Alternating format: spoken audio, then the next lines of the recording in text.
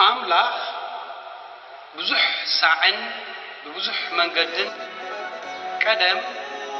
نبوتاتنا ودبيات كيرو تزارو أبزن دحروت معالفتات كنا بتوراس كله زقبرو ون علم زفتر ودو غيرو تزاربنا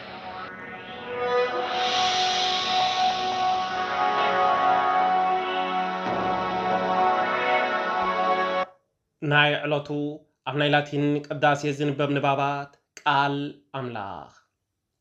قداماي نباب كابتن بيت حزقيل معراف 24 كافقدي 15 كافقدي 24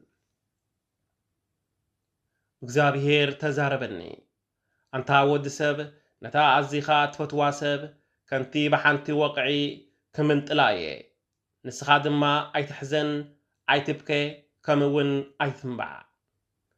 ክትብል ከለኻ ማንም ኣይስማዕካ ከምቲ ክበኽዩ ከለው ዝገብርዎ መጠምጠመያኻ ኣይተልግስ ጥራይ እግርኻ ኣይትኸይድ ገዝካ ኣይትኽደን እንጌራ ሓዘን ኣይትብላዕ ድማ በለኒ በታ መዓትትያ አንጊሄ ነቶም ህዝቢ ተዛረብክዎም ንምሸቱኻ ሰበይተይ ሞተት ንጽባሕቲ ድማ ከምቲ ዝተኣዘዝክዎ ገበርኩ እቶም ህዝቢኻ ስለምንታይኻ ከምዚ እትገብር ዘለኻ ኢሎም ሓተቱኒ ኣነኻ እግዚአብሔር ተዛረበኒ ንስኻትኩም ንደቂ እስራኤል ከምዚ ዝስዕቢልካ ተዛረቦም ድማ በለኒ እንሆ ብጽንዓት ቤት መቕደስ ትሕበኑ ኣለኹም እንሆ ንሱ ክትሪይዎ ከለኹም ዝሐጉሰኩም ኣብኡ ክትበጽሑ ከዓ ባህ ዝብለኩም እዩ እግዚአብሔር ግና ከም ዝረክስ ክገብሮ እዩ እቶም ኣብ ኢየሩሳሌም ዝተረፉ ኣወዳትኩምን ኣዋለትኩምን ከዓ ብውግእ ክሞቱ እዮም ንስኻትኩም ከዓ ከምታ ኣነ ዝገበርክዎ ክትገብሩ ኢኹም ገዝኩም ኣይትኸድኑን እንጌራ ሓዘን እውን ኣይክትበልዑን ኢኹም ብሓዘን ርእስኹም ቀሊዕኩም ኮነ ጥራይ እግርኹም ኣይክትከዱን ኢኹም ዋይ ዋይ ኣይክትብሉን ኣይክትበኽዩን ኢኹም ግናኸ ብስረ ኣበሳኹም ክትማስኑ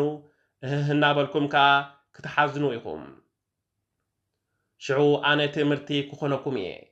ከምቲ ዝገበርክዎ ዘበለ ኩሉ ክትገብሩ ኢኹም እዚ ምስ ኮነ እግዚአብሔር ተዛሪቡ ኣሎ እግዚአብሔር ልዑል ኣምላኽ ከም ዝኾነ ክትፈልጡ ኢኹም ካልኣይ ንባብ ካብ ኦሪት ዘዳግም ምዕራፍ 32 ካብ ፍቕዲ 18 ክሳብ ፍቕዲ 21 ንዝወለዶም ብርቱዕ መድሓኒ ሓደግዎ ንዝፈጠሮም ኣምላኽ ድማ ረስዕዎ ኣወዳትን ኣዋልዱን ስለ ዘኹረይዎ እግዚአብሔርካ ርእዩ ደርበዮም በለ ድማ ንሳቶም ዓለወኛ ወለዶ እምነት ዘይብሎም ደቂ እዮም እሞ ገጸይ ሓባኣሎም እየ መወዳእቶም እንታይ ምዃኑ ክርእየ ንሳቶም ኣምላኽ ብዘይኮነ ኣቕንኡኒ ብኾንቱ ጣዖታቶም ኣቆጥዑኒ ኣነኻ ህዝቢ ብዘይኮነ ከቕንኦም ብዓሻ ህዝቢ ከኸርዮም እየ ሳልሳይ ንባብ ካብ ወንጌል ማቴዎስ ምዕራፍ 19 ካብ ፍቕዲ 16 ክሳብ ፍቕዲ 22 ኖ ሓደ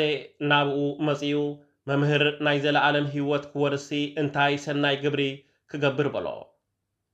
ኢየሱስካ ንምንታይ ብዛዕባ ሰናይ ተሓተኒ እቲ ሰናይስ ሓደ እዩ ናብ ህይወት ክትኣቱ እንተደሊኻ ግና ትእዛዛት ሓሉ በሎ ንሱ ድማ ኣየኖት እየን በሎ ኢየሱስ ካ ኣይትቕተል ኣይትዘሙ ኣይትስረቕ ብሓሶት ኣይትመስክር ኣቦኻን ኣዴኻ ናኽብር ብጻይካ እውን ከም ነፍስኻ ኣፍቅር በሎ እቲ መንእሰይ ድማ ዝሰረፈኒ ደኣ እንተሎ እምበር ነዚ ኩሉስ ካብ ንእስነተይ ሒዘ ሓልዮ ኣለኹ በሎ ኢየሱስካ እምበር ፍጹም ክትከውን እንተደኣ ደሊኻስ ኪድ ዘሎካ ሃብቲ ሸጥካ ንድኻታት ሃብ ኣብ ሰማይ ድማ ሃብቲ ክትረክብ ኢኻ እሞ ንዓ ሰዓበኒ በሎ እቲ መንእሰይ ድማ ብዙሕ ሃብቲ ስለ ዝነበሮ ነዚ ቃል እዚ ምስ ሰምዐ እናጓሃየ ኸደ እዚ ቃል እግዚአብሔር ኣምላኽ እዩ ቃል እግዚአብሔር ኣምላኽ ዝተመስገነ ይሁን